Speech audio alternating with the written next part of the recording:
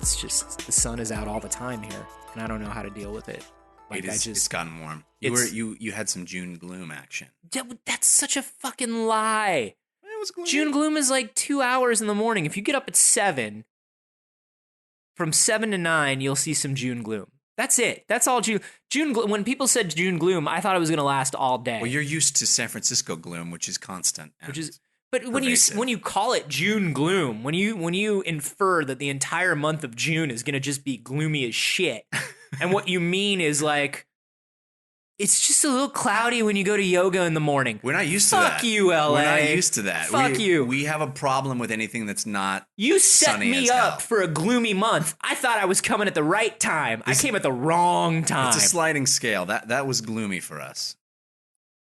This is We Have Concerns, obviously. I'm Jeff. I'm Anthony. How are you, Jeff? I'm doing well. I wanted to talk to you about this article I saw in Gizmodo Okay. about the world's tallest water slide, which I could use right now. The weather would let you. Yeah, you'd want to be here. It's in Kansas City. Okay. At this place called the Schlitterbahn.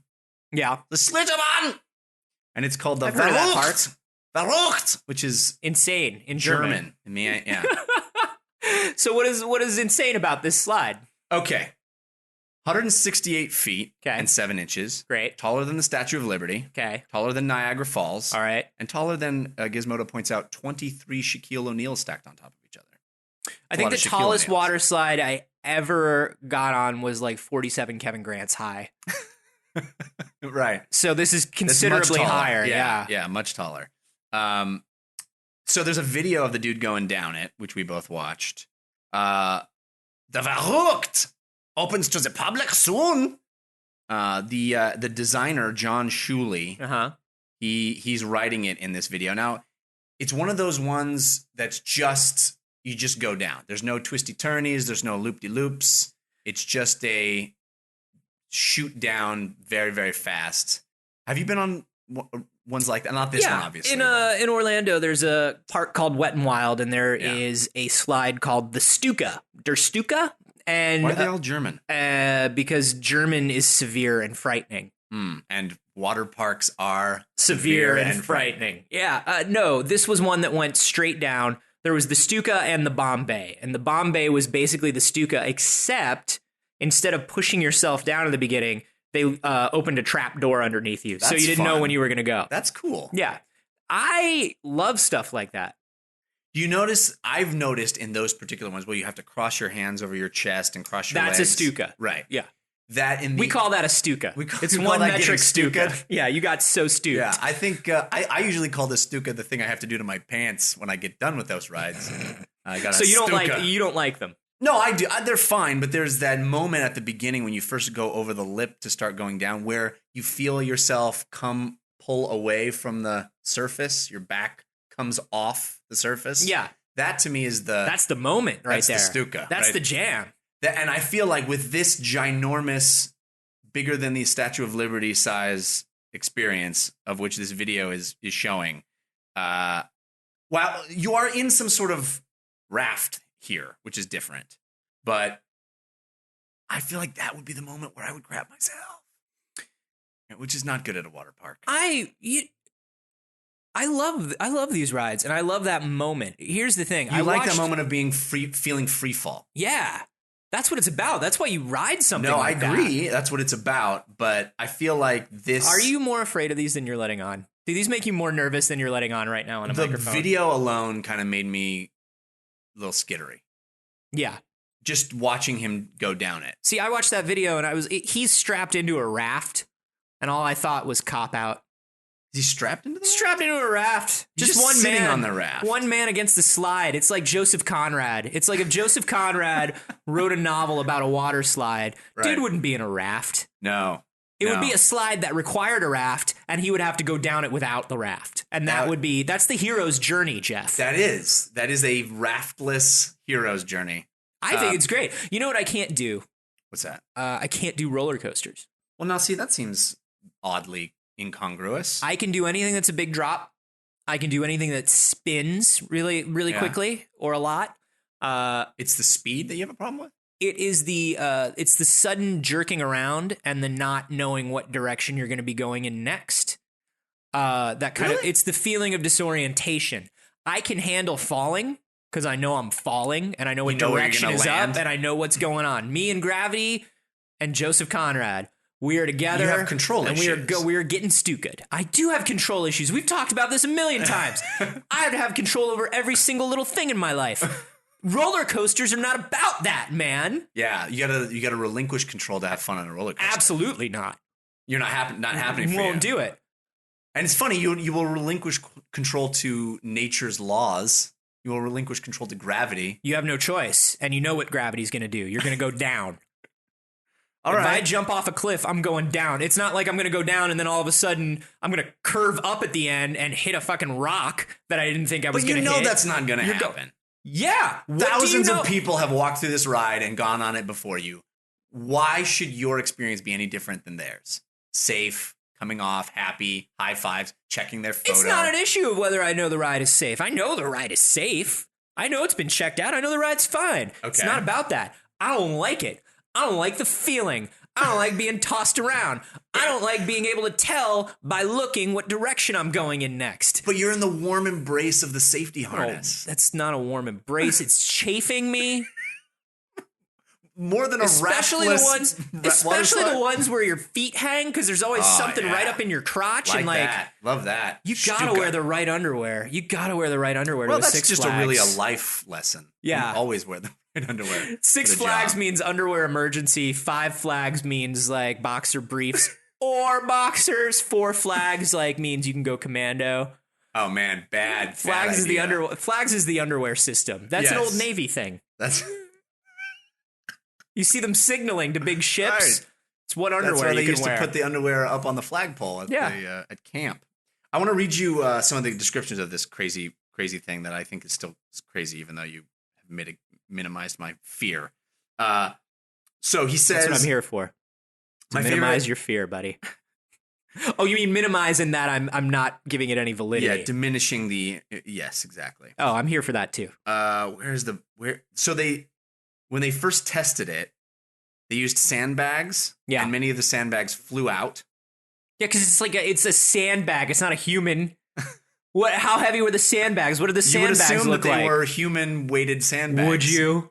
Why would you test it on anything less than human weight? Why would you have a human-weighted sandbag? Where do you buy them? Human-weighted you go to the human-weighted sandbag district. There are only 2 places that they've ever had them, and I guess it's Schlitterbahn and the set of Indiana Jones and the Temple of Doom. Yes. You know, they throw the guy off the bridge. You gotta have. That was all sandbags. All with air cans. Series of sandbags. It was. He was a series of sandbags. Most special effects are just a series of sandbags. Yeah, if you remember that part in Jurassic Park where the raptor jumps up onto the kitchen counter and goes. You remember that? Yeah. That was a series of 4 sandbags and a kazoo. That's it. That's all it is. That's what ILM does, baby. They made that a raptor. That's it's a trick of cinema. It's a trick of the light. That's why Spielberg is the only guy who can do what he does. Right. That's why those stand the test of time. It's because they don't rely on digital. They rely on kazoos. It's all sandbags. Yeah. Yeah. I like that. So listen to what the Shuli says. I assume he's German, even though he lives in Kansas City.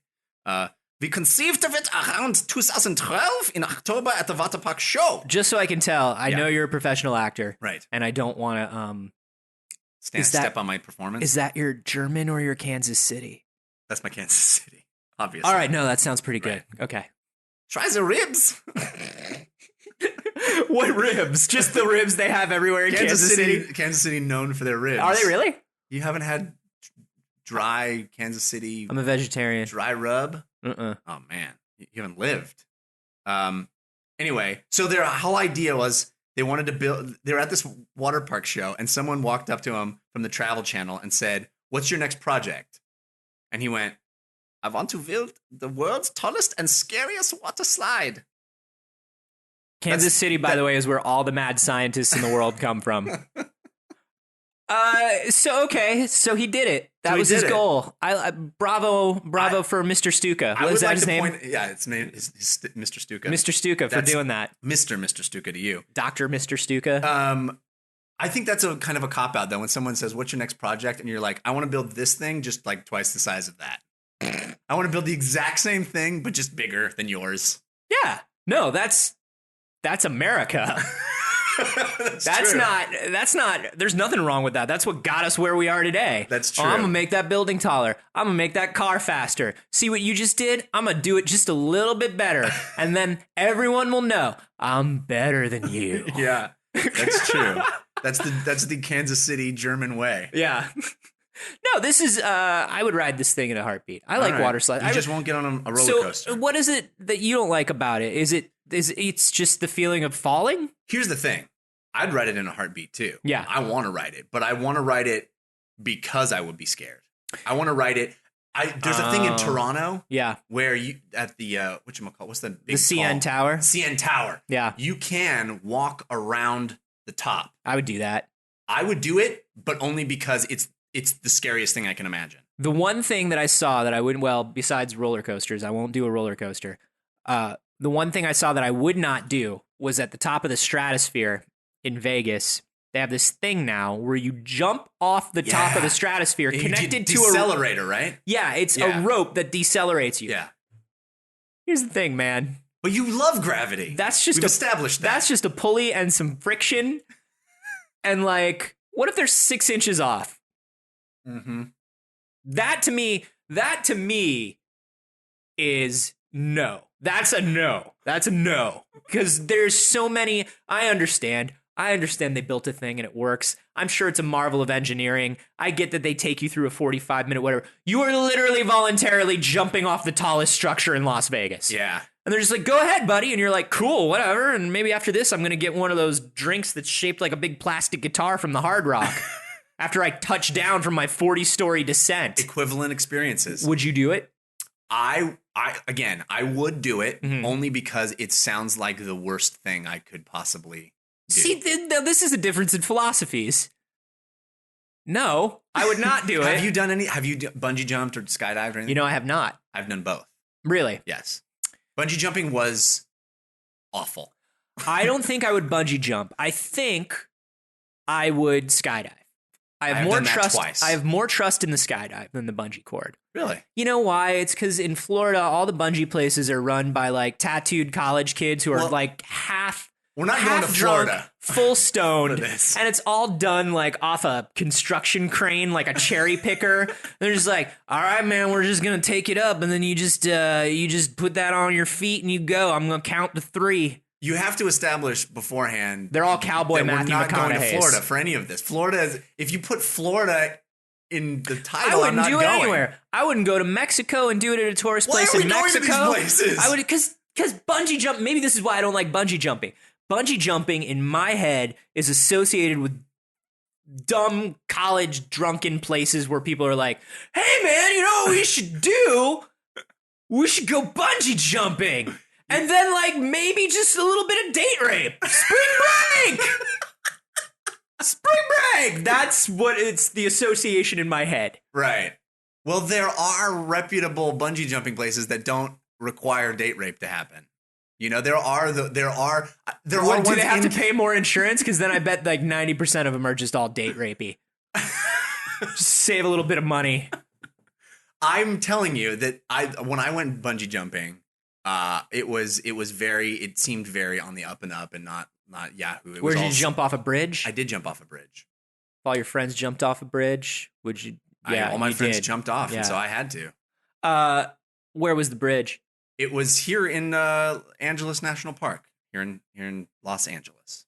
It was great. We did it for an episode of TRS, actually. How high was the bridge? I don't know. How did the people seem? Like, who was the dude who hooked you up to the rope? Well, let's be honest. He was young. Yeah. Younger than I would have liked. Sure. And he seemed cavalier in his attitude. Because you would have to be. You would have to be to wake up every morning and not question this. Yeah. But even crazier than that was I did a thing for Always On where we jumped out of a helicopter. We skydived out of a helicopter. And we did it with the GoPro Extreme team. You want to meet a bunch of dudes who don't give a fuck? It's the same guys that We're talking about GoPro, whose I think main product is actually adrenaline. Stock footage of snowboarding.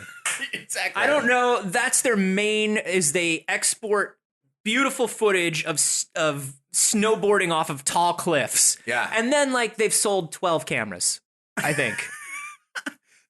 Those guys, I've never felt less manly than meeting those. They're all named Brock. They are all named Brock. It's like 12 and they're all 12 Brocks. feet tall and statuesque, and they're all like, "Oh, bro, dude, you know what we did yesterday? We jumped off the Empire State Building, and it was awesome, bro." And I'm like, "Oh, you know what I did yesterday? I downloaded some things and recorded myself saying a few things, and then I accidentally cut off the corner of my nail, and it hurt a lot, and I thought maybe I got it infected. And so I spent 15 minutes like wondering whether I was infected. Yeah. That's what I did yesterday, Brock. Well, that's pretty rad. But, old Jimmy over there, he lost 3 fingers last week from he high-fived a helicopter, which you're not supposed to do. You're just not supposed to do that. That's what. Did you get good footage of it? Amazing footage, bro. You can see it at 3 fingers and a helicopter. Ouch. How much you pay for a ouch? It's worth it. We got so much ouch footage to show. It's crazy. We own 73 different ouch domain names. We're living the dream. We're living the dream.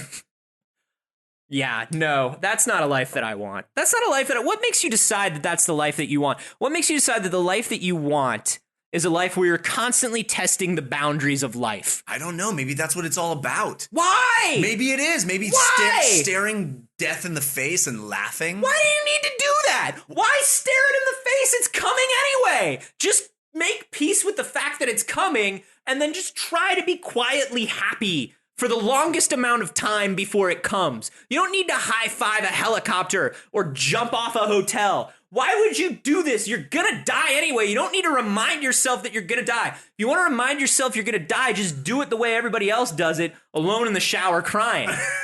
Give yourself 5 minutes of that, and then go outside and face the day, man. Anthony Carboni, extreme showerer. It's existential crisis.ouch. It's my new Tumblr. That's as far as I go. Why do this to yourself? 12 hours of footage of you just showering and weeping. You sound like you kind of want to be a Brock. I do harbor some Brock envy. Why do you want to be a Brock? Because there's something. I mean, it's a little alpha male envy, right? He's the guy that. But also, I feel like in those moments where I have done things. Why is he the guy? Why is he the guy? Well, in those moments when I have done things, I've felt extraordinarily alive. Like you are aware of everything. Do you know what that is? That's your flight. That's your fight or flight. That's your limbic system. That is literally the part of your brain that tells you to run away from a saber-toothed tiger. Right. There's no reason that you should have to engage that to feel alive. You shouldn't have to put your head into the mouth of a crocodile to remind yourself that you're alive. But I'm alive right now, dog. We're alive together. But you're not as alive as the dude with his head in the crocodile mouth. False. That guy just feels more alive because his brain is trying to tell him to run. It is literally ratcheted up every single reactionary thing in his body. You've hit on it though. His every fiber of his being is saying don't do this, and he did it anyway, which means he is in more command of his nature. No! It meant that when you literally had to fight an animal to eat. It doesn't mean that anymore. What that means now is, number one, you're putting undue stress on your physical system because you are not supposed to run at 110%. You're not. And number two, you're doing it for no fucking reason, man, because when you're done, you're going to go buy a chicken sandwich and you're going to survive. You're doing it for no pragmatic reason, but you're doing it to get back in touch with that primal feeling. That's dumb! We've spent so many years trying to get rid of that! Literally all of society is based around not having to do that. Why can't you just be comfortable comfortable in the progress that we have made as a culture. This is what we worked for. We didn't work for this so you could jump off the fucking hotel roof with the Brocs and die. But did we know that that's what we were headed toward? Did we get farther away from who we essentially We've known for at least are? a few thousand years. We've known since plumbing and the refrigeration of food that, yes, this is where we wanted to be. Right. We gave ourselves the choice, but if we never exercise that choice to actually do something... Go live in real danger. I don't want to live in danger. I want to choose to dabble in danger. I want to be... Here's what's crazy, though. Danger dabbler. Is you're putting yourself in the same amount of danger. Well, but not really. It's very controlled. You just don't get any of the benefits that the cavemen did. Because because you're gonna that. Yeah, already. exactly. You're gonna live anyway. It's, you know what it's like? This is like the immigrant father who works sweeping floors for 47 years so his kid can be a doctor and be bored all the time and never, like, the kid has no respect for the father. You're the saying kid, I don't respect you the don't respect sacrifice father of the society. I don't respect the sacrifice You of the don't caveman. respect the cumulative We worked fathers of all of mankind. When I leap out of an airplane, You I'm idiot! putting my thumb in the eye of thousands of years of human history. Not just that, In but one man, moment. how much money did Mr. and Mrs. Kanata put for you to go to college so you could jump did. out of a plane? That's true. What if you jumped out of that plane and died and they still had to pay off your college loans? What if I walked across the street and died and they still had to pay off my college At loan? least you wouldn't be trying to die. At least you would be showing some respect for what they did. I'm not trying to die. And the Brocs. I'm just trying to dance close to the line, man. No, Live on the edge.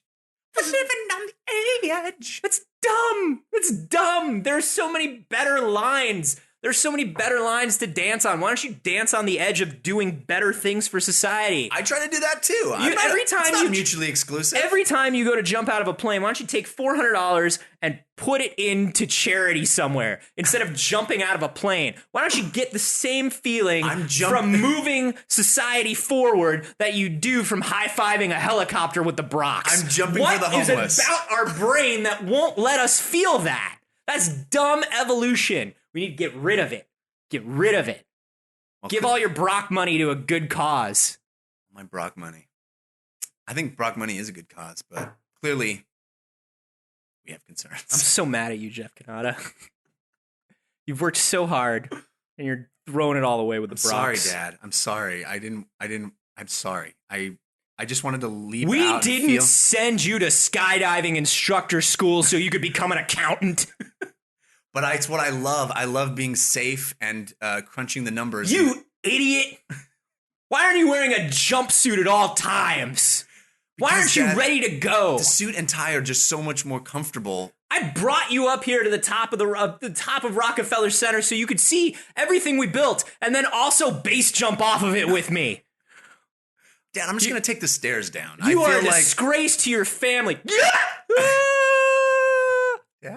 He's dead. He's dead. That's why families don't work that way, Jeff. That's why they work in reverse. All right, point taken. So mad about everything. As you can see, we get worked up pretty easily. Yeah, if you have things that you think we should be worked up about, you can send them in. You can send them in. Maybe we'll talk about them. Yeah, you can go to wehaveconcerns.com/ask. Yeah. I would do the water slide, though, just to let you know. The line is somewhere Very in between different. water Very slide different. and jumping out of the